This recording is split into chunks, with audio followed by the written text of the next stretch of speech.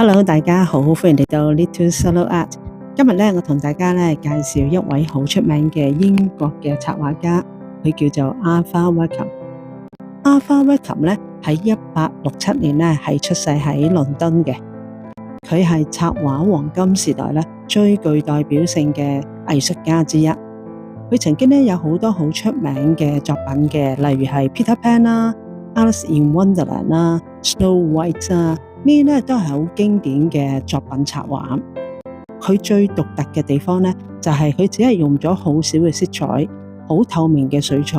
然之後咧配合一啲好 soft 啊、好溫和嘅 earth tone 嘅色調啦，就可以帶出成幅畫咧好有神秘感啊、好有幻想感覺嘅畫面嘅。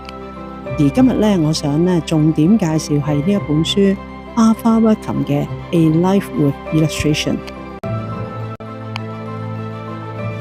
雖然市面上都有唔少Arthur Rackham 嘅作品集啊，但我認為呢本書最特別值得珍藏就係佢除咗顯示佢嘅作品之外仲好深入咁記錄咗Arthur Rackham 佢嘅創作人生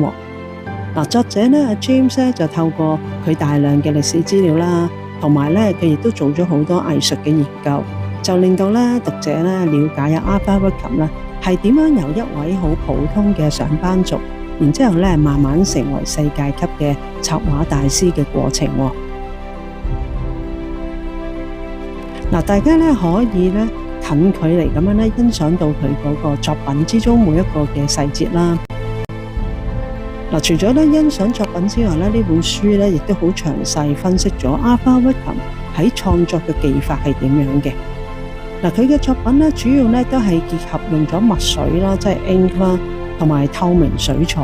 兩大元素嘅。首先佢係用鋼筆就同墨水就畫咗一啲線稿啦。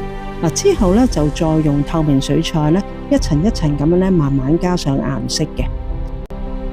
另外佢係好中意利用紙嘅白色嘅部分就係做一啲光嘅位嘅。例如月亮水面嘅倒影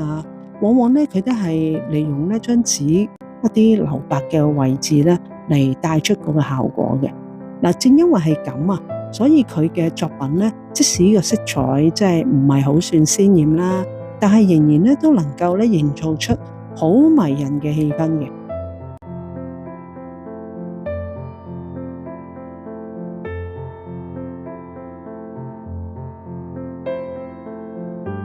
另一個令我印象最深刻嘅部分就係講Arthur Rackham點樣將童話故仔就轉化成好獨特嘅魔幻世界。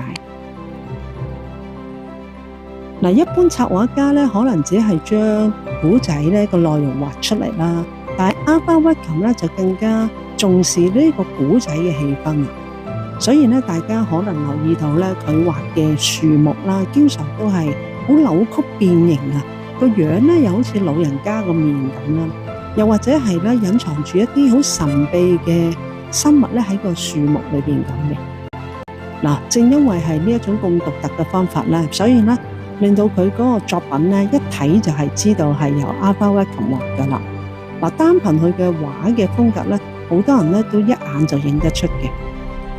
所以睇咗佢嘅畫我哋更加感覺到要建立自己個人嘅風格比單純咁樣掌握畫畫嘅技巧其實係更加重要嘅。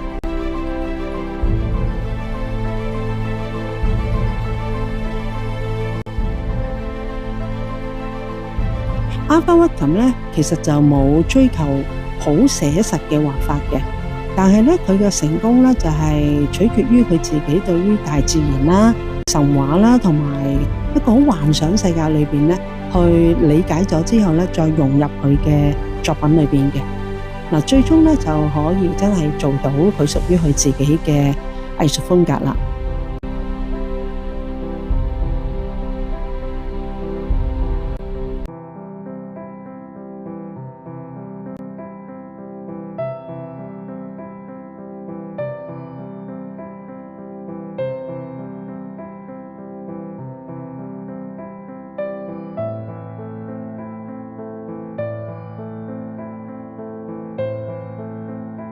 嗱，透過呢本書咧，我哋唔單止認識到Arthur Rackham呢個咁偉大嘅策劃家啦，亦都咧了解到咧想像力咧，先至係喺我哋藝術創作裏邊咧係最重要嘅。